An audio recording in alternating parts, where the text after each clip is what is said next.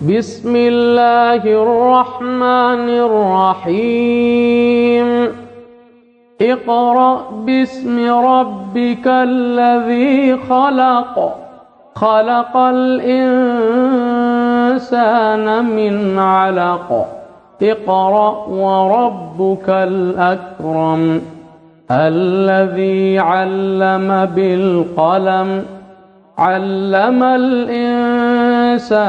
ما لم يعلم كلا إن الإنسان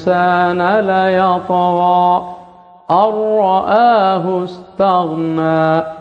إن إلى ربك الرجعى أرأيت الذي ينهى عبدا إذا صلى أرأيت إن كان على الهدى أو أمر بالتقوى أرأيت إن كذب وتولى ألم يعلم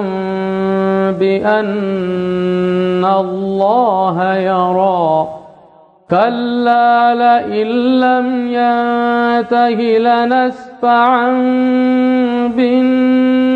بالناصية ناصية كاذبة خاطئة فليدع ناديه سندع الزبانية كلا لا تطعه واسجد واقترب